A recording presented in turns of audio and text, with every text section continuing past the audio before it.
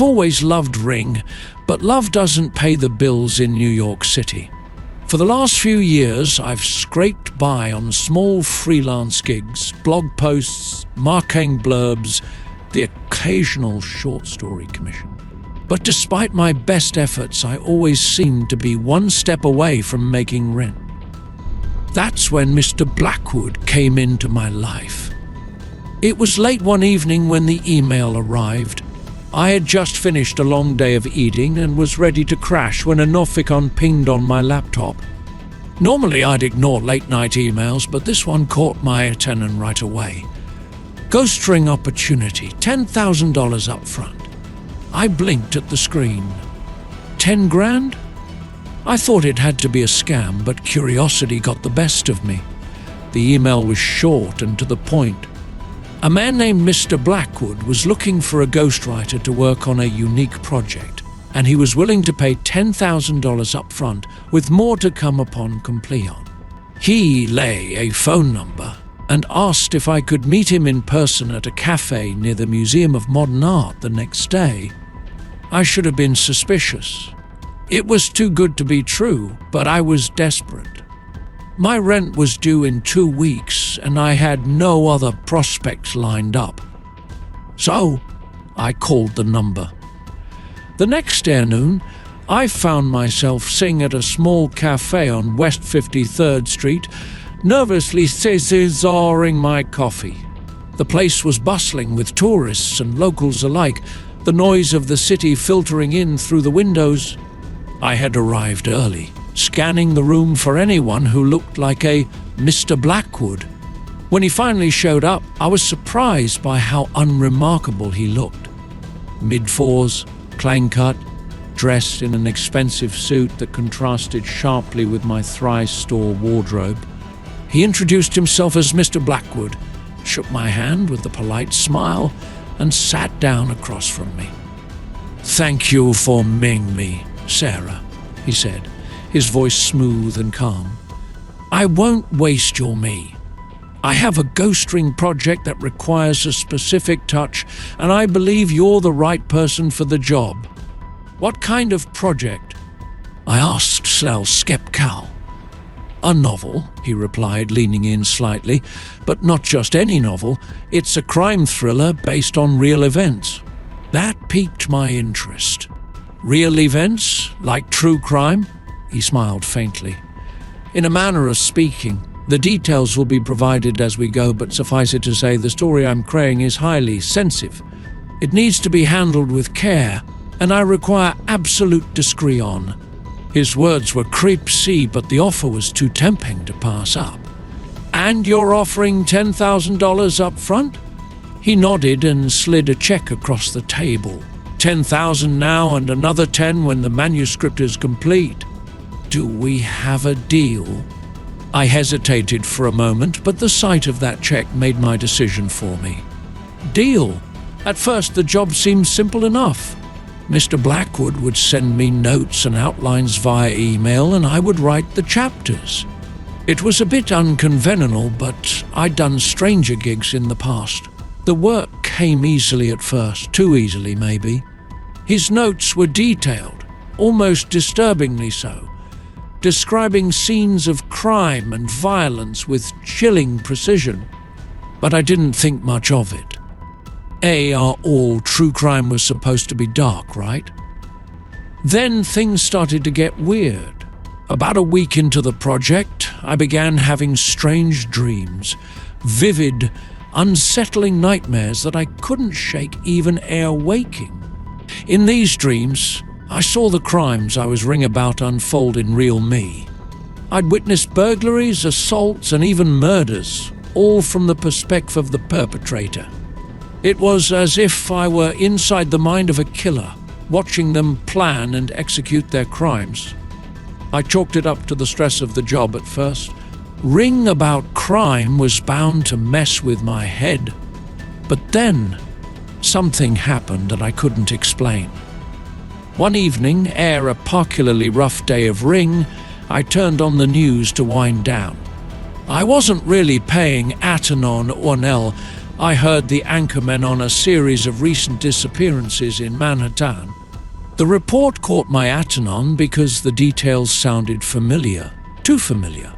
The locons, the descriptions of the victims, the methods of abduction, they all matched scenes from the novel I had been reading. My heart skipped a beat as the anchor listed off the dates. Each crime had taken place just days ere I had written the corresponding scene. I sat there, frozen, my mind racing. It couldn't be a coincidence, but how could the crimes in my manuscript be happening in real life? I grabbed my laptop and scrolled through the chapters I had written, comparing them to the news reports. My hands trembled as I realized that every detail in my manuscript matched the real crimes, down to the smallest nuance. Panic surged through me. I had to talk to Mr. Blackwood. I called him the next morning, my voice shaky.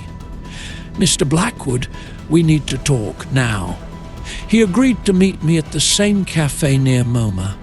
When I arrived, he was already there, sipping his coffee as if nothing was wrong. "What's going on?" I demanded as I sat down. "The crimes I've been ringing about, they're happening in real life." He didn't seem surprised. Instead, he gave me that same polite smile. "Calm down, Sarah. There's no need to panic." "No need to panic?" I nearly shouted. "You've been feeding me real crimes to write about. People are disappearing." Mr. Blackwood leaned forward, his smile fading. "Sarah, you're overreacting. The crimes you've been ringing about are, let's say, inspired by real events. But you're not responsible for what happens in the real world."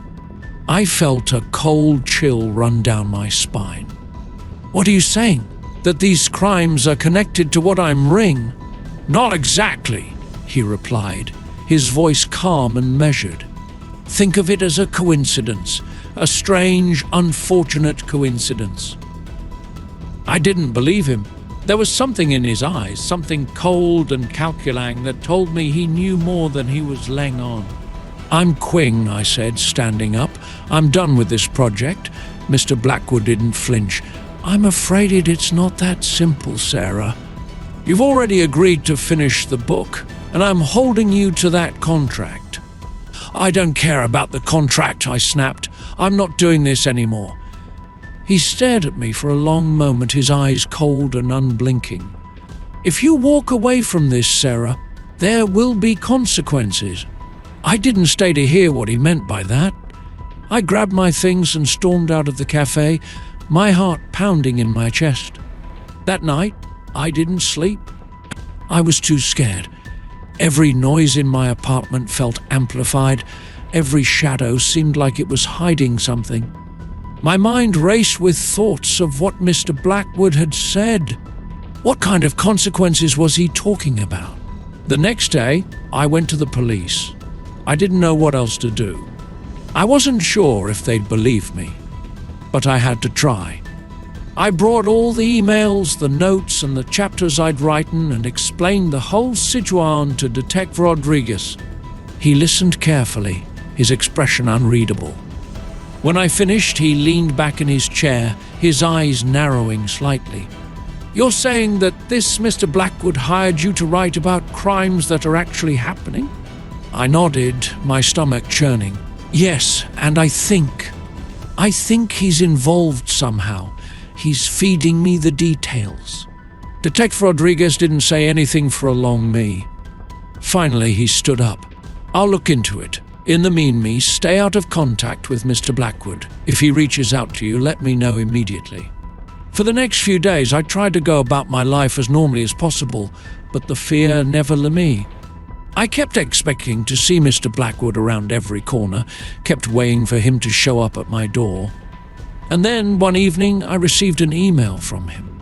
Subject: "You can't run forever." My blood ran cold as I read the message. It was short, just 2 sentences. "You can't hide from this, Sarah. Finish the story." I called Detective Rodriguez immediately. He told me to stay put, that he was sending officers to my apartment. But before they arrived, something else happened. something I Sal can't explain. As I sat there staring at the email, my laptop screen flickered. At first I thought it was just a glitch, but then words started appearing on the screen. Finish the story. My hands weren't on the keyboard, I wasn't typing, but the words kept appearing over and over again. Finish the story. I slammed the laptop shut, my heart racing. I felt like I was losing my mind. Was this some kind of trick? Was Mr. Blackwood hacking into my computer? A knock at the door startled me, and I rushed to the door, heart pounding in my chest. I half expected it to be Mr. Blackwood, but when I peeked through the peephole, I saw Detective Rodriguez standing outside with 2 uniformed officers. Relief washed over me, but it was short-lived. I opened the door and gestured them in quickly, locking it behind them. Rodriguez took one look at me and knew something was very wrong. "You all right, Sarah?" he asked, his voice steady but full of concern. I shook my head. "No, he sent me an email. He's threatening me." And then my laptop, it started typing by itself. I swear I wasn't touching it. Rodriguez glanced at the officers, then nodded to me. "Let me see the email." I grabbed my laptop, hands Sal trembling, and opened it up. The screen flickered again for a moment, but the email was Sal there, the ominous message from Mr. Blackwood staring back at me. "You can't hide from this, Sarah. Finish the story." Rodriguez leaned over my shoulder, reading the words. His jaw tightened, and he stood up, signaling to the officers to check the apartment. As they swept the rooms, Rodriguez turned back to me. "We've been digging into Mr. Blackwood's background. The guy's a ghost. No digital footprint, no real history, nothing that ties him to any actual identity. We're looking into the emails you've been getting, but if he's covering his tracks this well, it's going to take me." I felt a chill settle over me. "What about the crimes I wrote? The ones that are actually happening?" Rodriguez nodded. "That's the part that's troubling. The details in your manuscript too specific to be coincidence. But there's no direct connection between him and the victims, at least not yet." I rubbed my temples, trying to think clearly. "But how? How is he doing this, and why me?" "We're still working on that," Rodriguez said, his tone grim. "But we think he's using your ring as a kind of blueprint, planning the crimes to match the scenes you've been creating. And I know it sounds crazy, but based on the way he's communicating with you, it's almost like he's trying to manipulate you, get you to write what he wants." I stared at him, horrified. "You think he's controlling them?" "Not directly," Rodriguez said, though he didn't sound sure. "But there's something psychological going on. The dreams you mentioned, the way you're feeling drawn to finish the story. It's like he's planted something in your head." I took a shaky breath. "What do I do?" Rodriguez thought for a moment, then his eyes hardened with resolve. "We're going to trap him, but we need you to help us." The plan was risky, but at this point I was willing to try anything. Rodriguez wanted me to go along with Blackwood's demands, con you, ring the manuscript and play into his game. Meanwhile, the police would monitor everything, my emails, my phone, even my apartment, hoping to catch Blackwood slipping up. It felt like a terrible idea, but it was the only one we had. For the next few days, I forced myself to keep ring. Every word felt like a weight on my conscience, knowing that the scenes I was creating were somehow becoming reality. I worked late into the night, driven by a strange compulsion I couldn't explain. It was as if Blackwood's voice was in my head, urging me to keep going, to finish the story. The dreams got worse. Every night I saw the crimes unfolding in real me, as if I were there, watching, but powerless to stop them. I woke up drenched in sweat, the lines between ficon and reality blurring more with each passing day. Then came the night of the final chapter. I was nearly done with the manuscript, and I knew that the last scene was the most important one. It involved the disappearance of a young woman from her apartment, eerily similar to my own. In the scene, the woman was stalked, cornered, and eventually taken by an unseen figure, Mr. Blackwood's character. I didn't want to write it. Every fibre of my being screamed to stop, but the compulsion was too strong. It was as if my hands had a mind of their own, typing furiously as the story unfolded. When I finished, my fingers hovered over the keyboard, trembling. The room felt too quiet, too dull. I closed the laptop, my stomach churning with dread. I knew something was about to happen. I could feel it. That's when the knock came. I froze, my heart pounding in my chest. It was late, far too late for anyone to be at my door. The knock came again, louder this me. For a moment, I couldn't move. My mind raced back to the scene I had just written, the woman alone in her apartment, hearing a knock at her door before she was taken. Slowly, I got up and walked to the door, every nerve in my body on edge. I glanced through the peephole, and my blood ran cold. It was Mr. Blackwood. He stood there, calm and composed, his face barely visible in the dim hallway light. My hand hovered over the lock, but I didn't open the door. I couldn't. "Sarah," his voice called softly from the other side. "Open the door. It's me to finish the story." My heart pounded in my ears. How had he found me? How was he here? I backed away from the door, shaking. My phone was on the coffee table, just a few feet away, but it felt like miles. I forced myself to move, grabbing it and dialing Detective Rodriguez's number with shaking hands. He picked up one ring. "Rodriguez," he answered, his voice alert. "He's here," I whispered, my voice trembling. "Mr. Blackwood, he's at my door. Stay calm," Rodriguez said quickly. "We've got a team on the way. Don't open the door, Sarah. Whatever you do, don't let him in." I nodded, even though he couldn't see me, clutching the phone to my chest as I backed into the corner of the room. My eyes stayed glued to the door, weighing, praying that Rodriguez and his team would arrive before Blackwood could get in. But then the door handle turned. Slowly it began to twist, the lock rattling as if someone were trying to force it open. My breath caught in my throat as I watched in horror. I hadn't locked the deadbolt. "Sarah?" Blackwood's voice came again, slow but insistent. "You can't run from this." "Open the door." The handle turned all the way and the door creaked open just an inch. I let out a small gasp, scrambling to lock the deadbolt before he could push it open any further. "Sarah!" Rodriguez's voice shouted through the phone. "Are you okay?"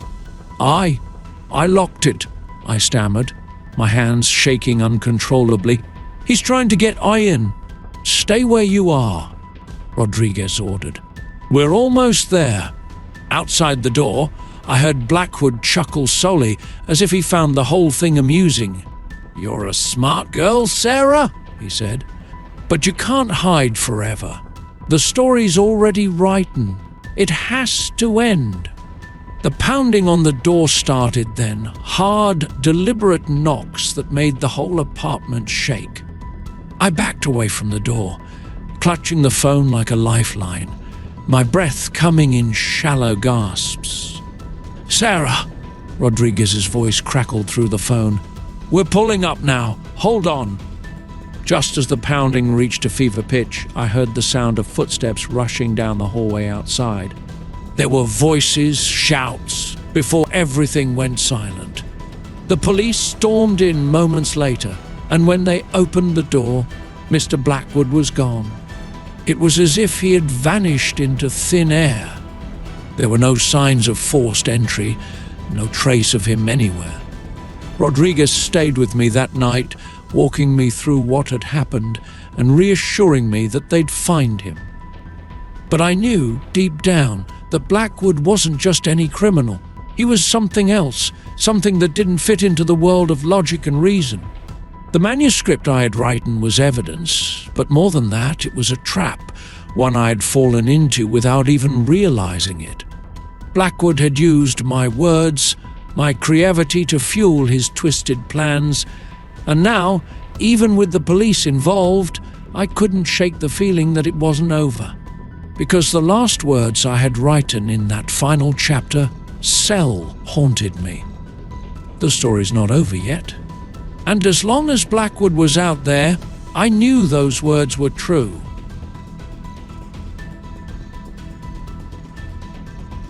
You'd think being a freelance graphic designer in a city like Los Angeles would be a dream come true, right?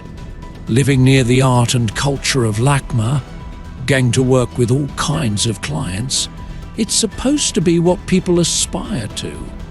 But what happened last month, I'm not sure I want to stay in this city anymore. It started like any other job. The Johnsons reached out to me through a mutual acquaintance, someone I'd done a logo design for. They wanted a family portrait, but not the kind you'd expect. This wasn't just a pain, they wanted a digital artwork, something modern and unique. Mr. Johnson described it as a blend of the past and present, combining old family photos with something more abstract. It sounded interesting, and they were offering good money, so I agreed. Our first meeting was at LACMA, in one of the quiet corners of the sculpture garden. The couple was friendly enough, but something about them seemed off. It wasn't anything I could put my finger on right away. Mr. Johnson was tall and impeccably dressed, but his smile never quite reached his eyes. Mrs. Johnson had a warm presence, but there was a nervous energy about her, like she was constantly on edge. "We want this portrait to be special," Mr. Johnson had said, handing me a folder of old photographs. "These are our most cherished family moments." I nodded, flipping through the pictures. They were normal enough.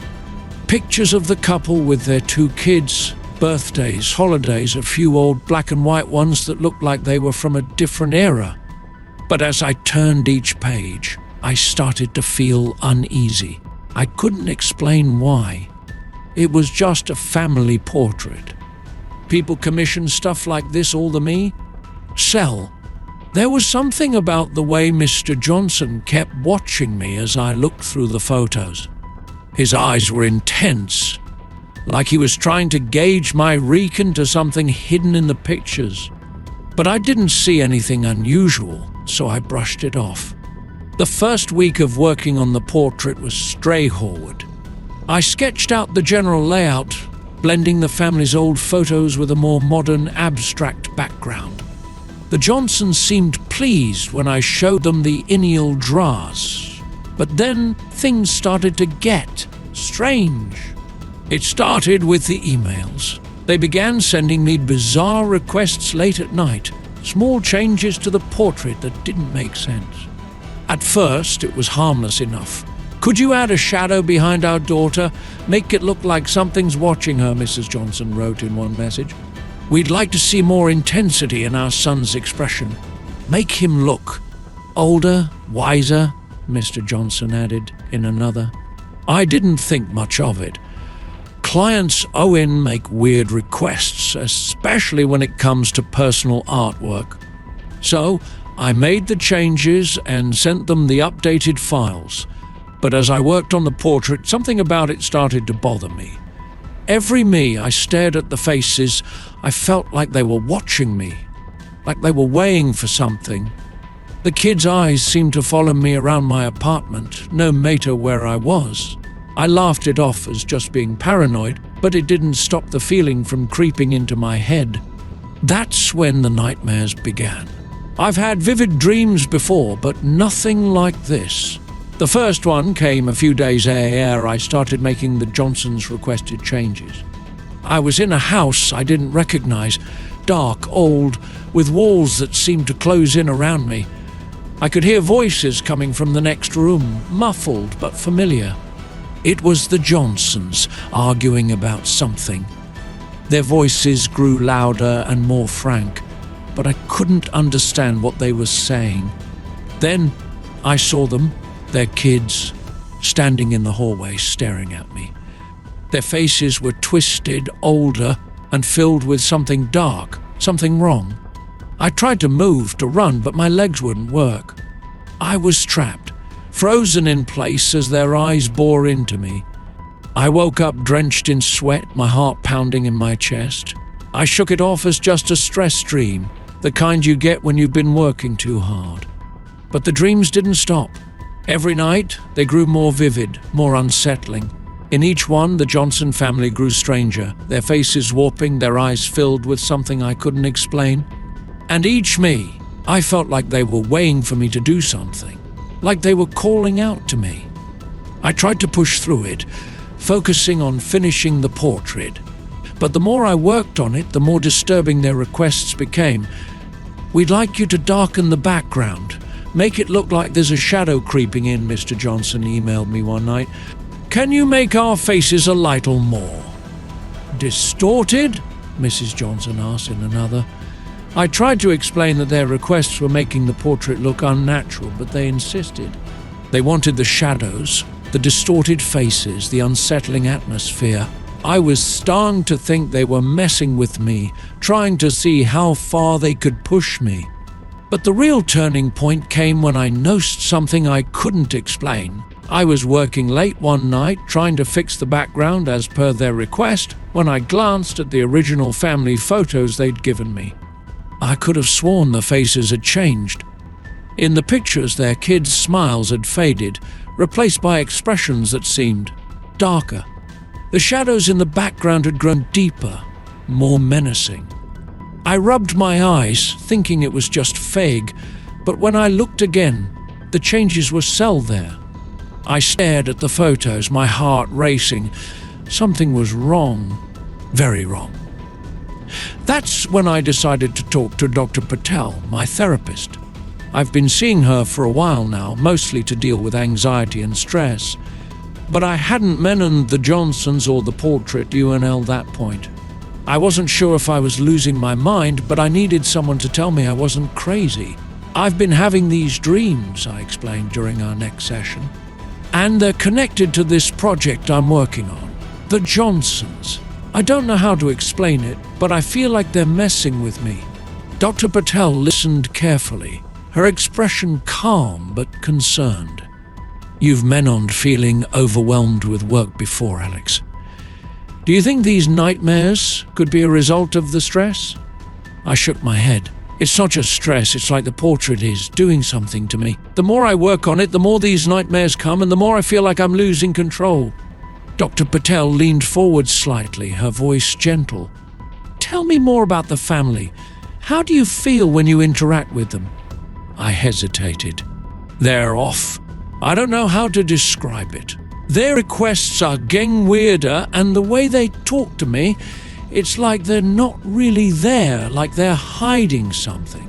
"Have you tried asking them about their intentions for the portrait?" Dr. Patel asked. "I have," I admitted, "but they just give me vague answers. They're always so polite, but I can't shake the feeling that something's wrong.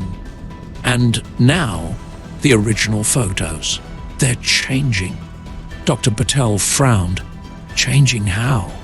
"Their faces," I whispered. "In the photos, they're different. It's like the kids are aging, but not in a normal way. They look sinister." Dr. Patel was silent for a moment, then she spoke slowly. "Alex, it's possible that your mind is projecting your fears onto this project. The stress, the pressure to deliver, it could be causing your person to she. But if these feelings persist, I think we should explore this further. I'm concerned about how deeply this is affecting you." I left Dr. Patel's office feeling only slightly better. She was right. Maybe it was all in my head. But when I got back to my apartment and looked at the portrait again, I knew something was wrong.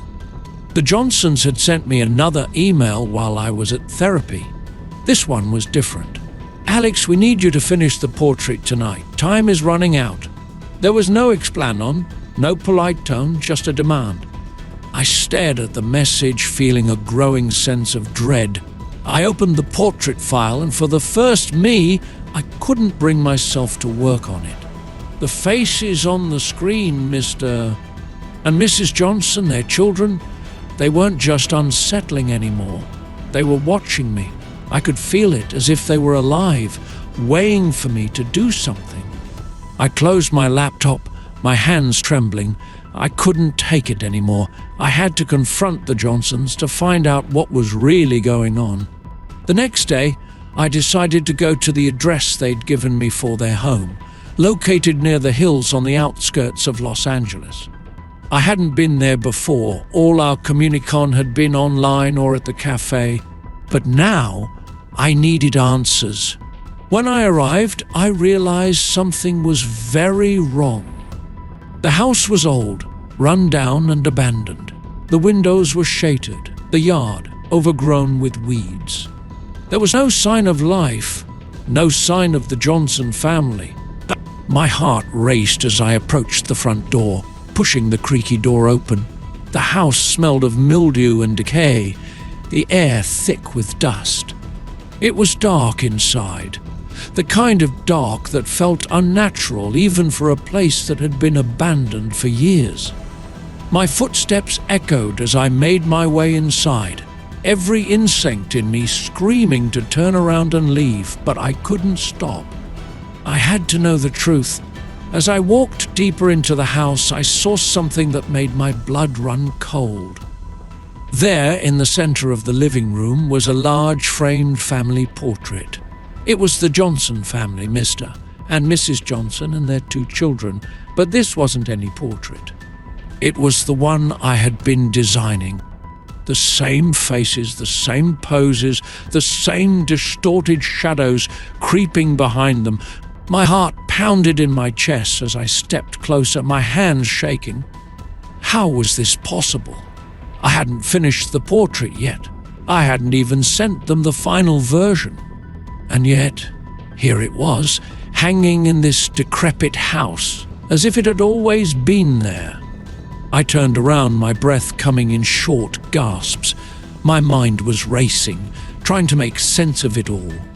That's when I saw them. Standing in the doorway, watching me, were the Johnsons.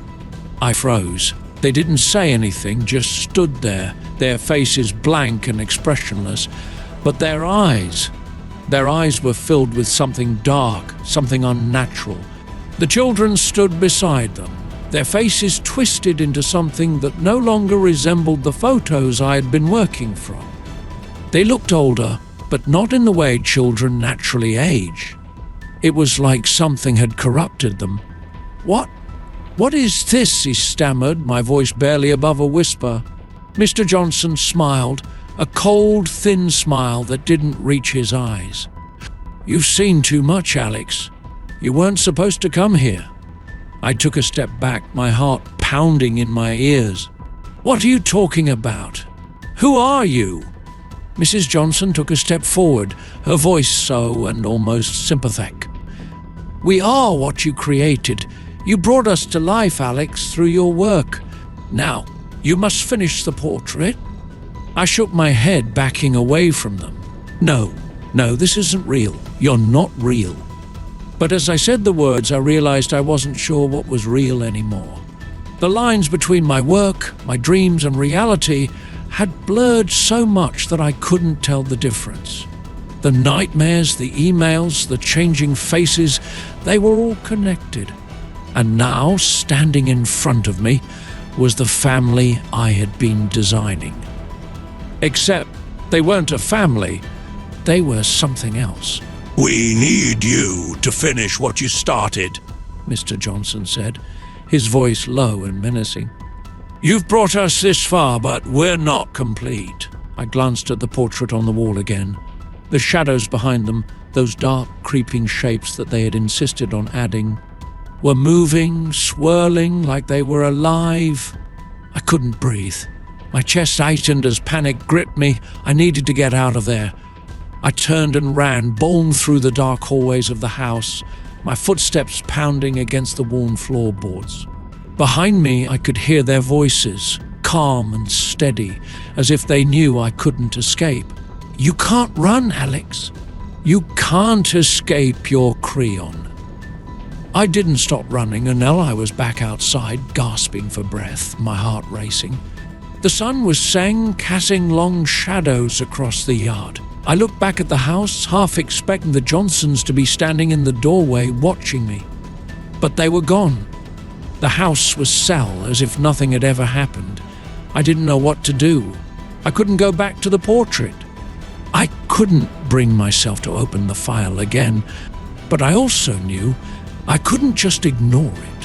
Whatever was happening, whatever the Johnsons were, they weren't going to stop. I called Dr. Patel that night, barely able to get the words out. She listened painfully as I told her everything. The nightmares, the changing photos, the abandoned house, and the Johnsons appearing out of nowhere. I expected her to tell me it was all in my head, that I was hallucinating from stress, but instead, her voice was calm and serious. "Alex, I need you to listen to me carefully," she said. "You're not imagining this. What you're experiencing is very real, but it's a manifestation of something deeper." I didn't understand. "What do you mean? What's happening to me?" Dr. Patel hesitated before speaking again.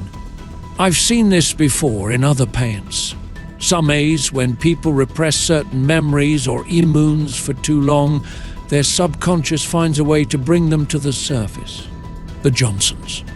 They're not real, Alex. They're a part of you. They represent something from your past, something you've buried." I felt a cold chill run down my spine. "But I don't know them. I've never seen them before in my life." Dr. Patel's voice sounded, maybe not consciously, but your mind has created them, using your art as a medium to bring those memories to light. The only way to stop this is to confront whatever it is you've buried. I was silent for a long moment, the weight of her words sinking in. How do I do that? "You have to finish the portrait," she said. "But this me, you need to confront the truth. Look deeper into the faces, the shadows. They're trying to tell you something." The next day, I sat down at my desk, staring at my laptop. The portrait file was open, but I hadn't touched it since the night before. Dr. Patel's words echoed in my mind. Finish the portrait. Confront the truth. I took a deep breath and started working, my hands trembling as I moved the mouse. The Johnsons' faces stared back at me, cold and lifeless. But as I worked, something began to change. The shadows that had once seemed like an abstract design began to take on a new form. I zoomed in, my heart pounding. Hidden within the shadows were faces. Faces I hadn't seen before, but somehow recognized.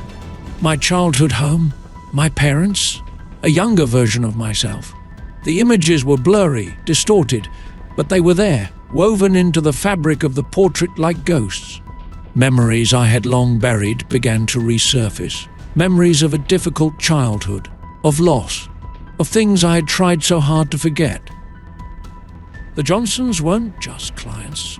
They were a manifestation of my own past, a way for my mind to force me to confront the things I had been running from for years. Tears welled up in my eyes as the truth hit me. The Johnsons didn't exist. They were me, all the pain, all the fear, all the things I had tried to hide brought to life through my work. I finished the portrait that night, but it wasn't for the Johnsons.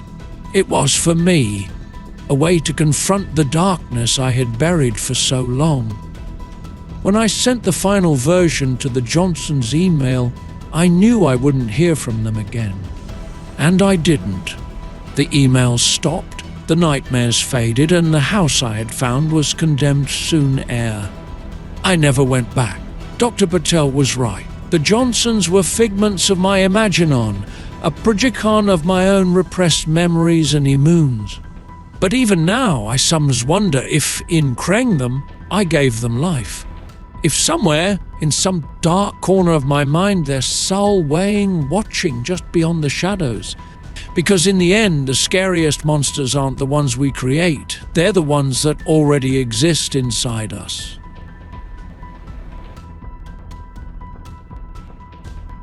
I've been a photographer in New Orleans for years. You name it, I've shot it. Weddings, festivals, portraits of tourists who want to capture the magic of the French Quarter. But nothing could have prepared me for what happened last year. It was supposed to be just another portrait session, but it turned into a nightmare I still can't fully understand. It all started with an email from a woman named Vivian Beaumont. She wanted to hire me to photograph her family, her husband, herself, and their teenage daughter, Genevieve. The email was short, polite, and to the point. They were looking for something Millis with a bit of New Orleans flair, and were willing to pay above my usual rate. Way above. That should have been my first red flag, but like any struggling freelancer, I jumped at the opportunity. The locon? Jackson Square, right in the heart of the French Quarter. I've shot there hundreds of mes. It's beautiful, full of character, and the light at sunset is perfect. Easy money, I thought. The day of the shoot arrived, and I was at 700 Decatur C, setting up my equipment near Jackson Square. Tourists milled about, taking in the sights, and the smell of street food hung in the air. As I waited for the Beaumont family to arrive, I couldn't help but feel a slight unease, though I couldn't put my finger on why. When they finally showed up, I understood. The Beaumonts were striking. Vivian was tall, elegant, and moved with a kind of effortless grace that seemed almost unnatural. Her husband, Jean-Luc, was quiet, reserved, with sharp features and piercing eyes that seemed to take in everything without giving much away. But it was their daughter, Genevieve, who unnerved me the most. She couldn't have been more than 16, but there was something in the way she looked at me, something old, far older than her years. "Sel?" I brushed off the feeling and got to work.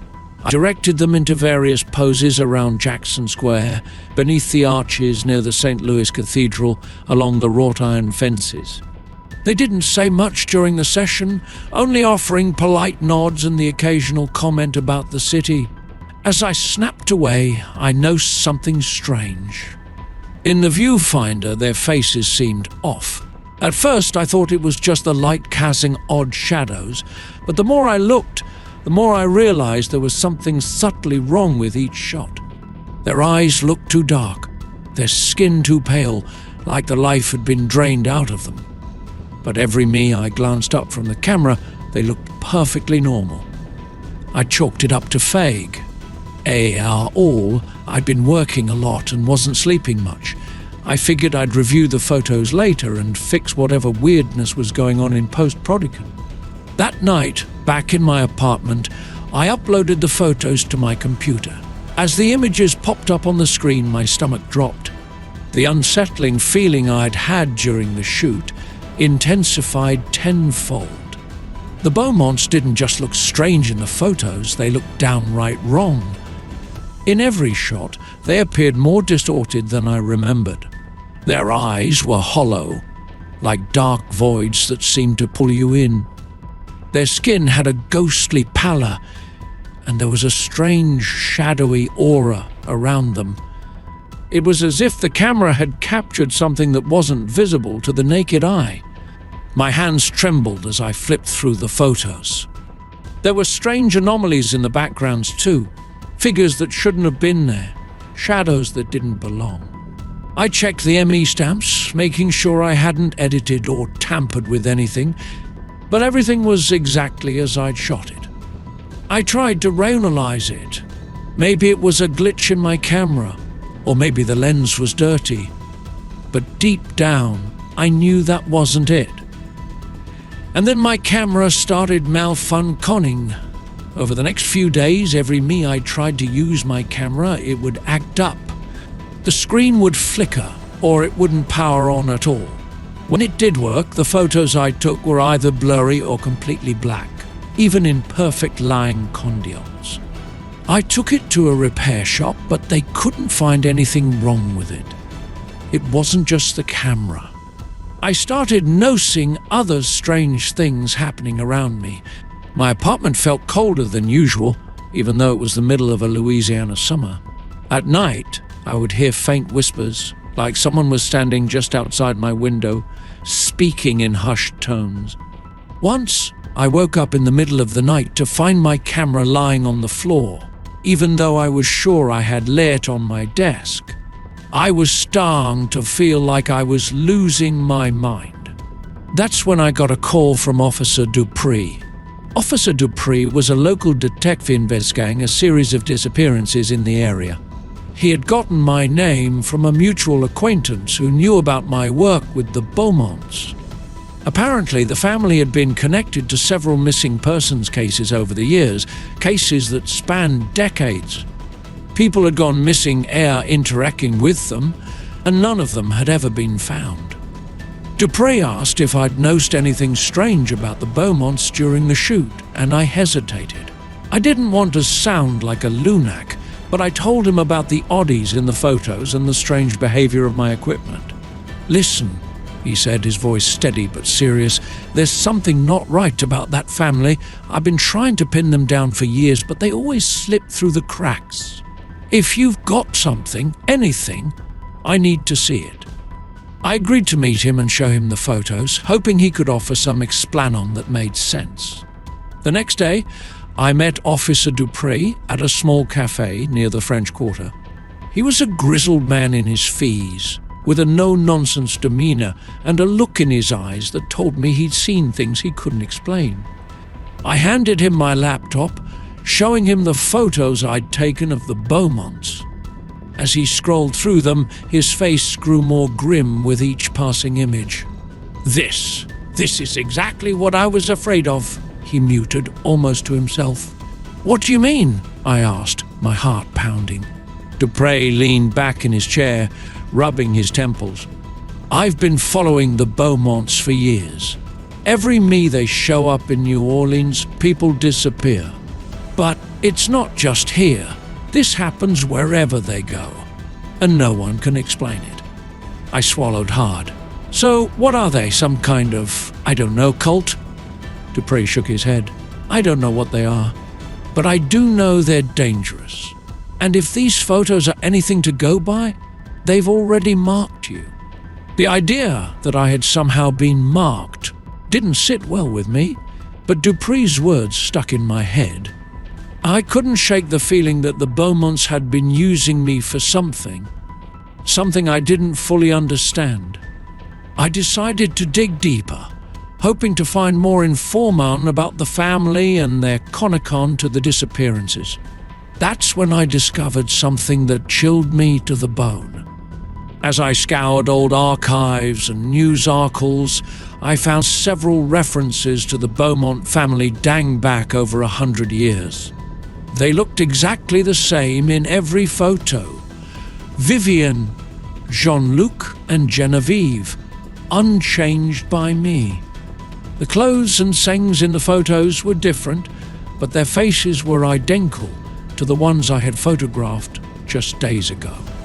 They hadn't aged, not a day. My heart raced as I realized what this meant. The Beaumonts weren't just a strange, wealthy family. They were something far older, far more dangerous than I had imagined. And I had unwittingly been helping them. That night, I received a text from Vivian Beaumont. "We need one more session. Tomorrow, same place, PM." I stared at the message, my hands shaking. Every instinct in my body screamed at me to refuse, to stay far away from the Beaumonts, but something told me I had to go. If I wanted answers, this was my chance. The next evening, I returned to Jackson Square, my camera slung over my shoulder. The sun was setting, casting long shadows across the square. The Beaumonts were already there, waiting for me, their expressions unreadable. "Shall we begin?" Vivian asked, her voice smooth and cold. I nodded, my throat dry, and started snapping photos. As I worked, I noticed something strange. The shadows around them seemed to shee unnaturally, creeping closer with each click of the shooter. The air grew heavy, thick with an oppressive energy that made it hard to breathe. My camera began malfunctioning again, glitching, flickering just like before.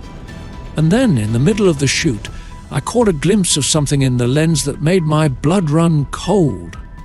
In the background of the frame, behind Genevieve, I saw the faint outline of a person who hadn't been there a moment before. I quickly lowered the camera and looked around, but the square was empty. I raised the camera again and snapped another shot. This me, the figure was clearer, standing just behind Jean-Luc. It was a man, his face pale and gaunt, with hollow eyes and a look of pure terror frozen on his face. I lowered the camera once more and scanned the area, but there was no one there. It didn't make sense. These figures, they were only appearing in the photos, but not in real life. My heart raced as I realized what was happening. The people in the photographs weren't random anomalies. They were the missing people, the ones Officer Dupree had told me about, the Beaumont's victims. And I had been photographing their spirits.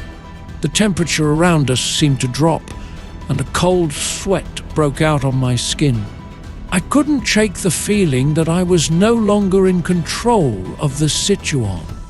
The Beaumonts were standing eerily sour, watching me with those hollow, dark eyes waiting for me to connu. It was as if they knew I had discovered their secret, but they didn't care. They had gotten what they wanted. I wanted to run, to get as far away from them as possible, but I couldn't move. I had to know more.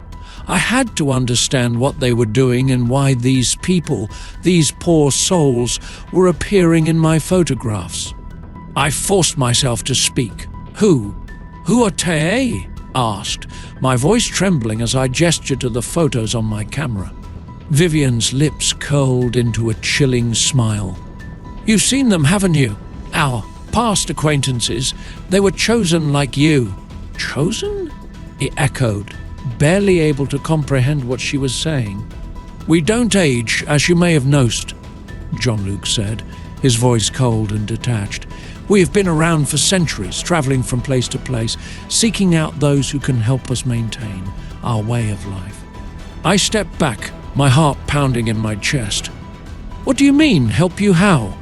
Genevieve stepped forward, her eyes gleaming with an unnatural light. We require new energy, fresh souls. The people in your photos, they were offerings. Each photograph you take traps their essence, allowing us to live on. I felt like I was going to be sick. My stomach churned as the reality of their words sank in. I had been unwillingly aiding them, helping them capture the souls of their victims through my camera. Vivian smiled again, her eyes locking onto mine. You're quite talented, Dawson. It's been a long me since we've had someone as skilled as you. That's why we need one more session. The final one. I shook my head, backing away from them. No, I won't do it. I'm done. I'm not helping you anymore. Jean-Luc's expression darkened. You've already done enough. The souls are trapped in your camera. The only thing left to do is choose the next one. I looked down at my camera, horrified. The faces of the missing people were staring back at me from the screen, their eyes pleading for release. The Beaumonts had used me to capture these souls to keep themselves alive, and now they wanted me to help them choose their next victim. I'm not doing this, I whispered, my voice shaking. I won't let you use me anymore. Vivian's smile faded, replaced by an icy stare. You don't have a choice, Dawson. You've already been marked. There's no turning back now. My breath caught in my throat as I realized what she meant. The cold sensations, the strange occurrences, the malfunctioning camera, they weren't just coincidences. I'd been marked from the moment I took their first photograph. The energy, the power they wielded, had latched onto me, and now they had control over me. But I wasn't about to let them win. I turned and ran, my heart pounding in my ears as I fled from Jackson Square. I didn't know where I was going or what I was going to do, but I had to get away from them. I couldn't let them use me any longer. I ran through the narrow streets of the French Quarter, my camera bouncing against my chest as I weaved between tourists and street performers. My mind raced with thoughts of the missing people, their faces burned into my memory. They were trapped, their souls captured in my photos, and I had no idea how to free them. I needed help. I needed to find Officer Dupree. When I finally reached the police station, I burst through the doors, breathless and panicked. I told the officer at the front desk that I needed to speak with Dupree immediately, that it was an emergency. He must have seen the desperon in my eyes because he didn't argue. He just picked up the phone and called Dupree down. A few minutes later, Officer Dupree appeared, his face etched with concern. "Dawson, what's going on?" I pulled him aside, away from the prying eyes of the other officers, and explained everything. The photographs, the missing people, the Beaumont's twisted plan to use me to trap more souls. Dupree listened intently, his expression growing darker with every word. "They're using you," he muted, his jaw clenched. "They've been doing this for decades, maybe longer. I've suspected something like this, but I could never prove it." "What do we do?" I asked, my voice barely above a whisper. "How do we stop them?" Dupree looked grim. "We destroy the photos. If their power comes from trapping these souls, we have to free them. It's the only way." My stomach lurched at the thought of destroying my camera, but I knew he was right. The only way to stop the Beaumonts was to break their hold over me and release the souls they had captured. That night, Dupree and I drove out to a secluded spot near Lake Pontchartrain. I brought my camera with me, the weight of it feeling heavier than ever before. As we stood by the water's edge, Dupree handed me a small container of lighter fluid and a match. "You sure about this?" he asked, his voice low. I nodded. "It's the only way." I doused the camera in lighter fluid, my hands trembling as I held the match. The faces of the trapped souls flashed in my mind. People who had been taken, used, and discarded by the Beaumonts. This was their only chance at freedom. With a deep breath, I struck the match and dropped it onto the camera. The fire caught quickly, engulfing the camera in bright flames. As it burned, I felt an overwhelming sense of relief wash over me, like a weight had been lied from my shoulders. The whispers, the cold sensations, the strange occurrences, they all faded away as the flames consumed the camera. Dupree watched silently, his expression somber. "It's over now," he said quietly. "They can't use you anymore." It's been months since that night, and I haven't seen or heard from the Beaumonts since. I don't know if they're still out there, or if destroying the camera was enough to stop them for good. But I do know one thing. I'll never forget the faces of the people I saw in those photographs. I still take pictures, but I'm more careful now. I don't take jobs from people I don't know, and I never, ever photograph anyone who gives me that strange, unsettling feeling. Because I know, somewhere out there, the Beaumonts are still looking for their next victim, and I won't be the one to help them ever again.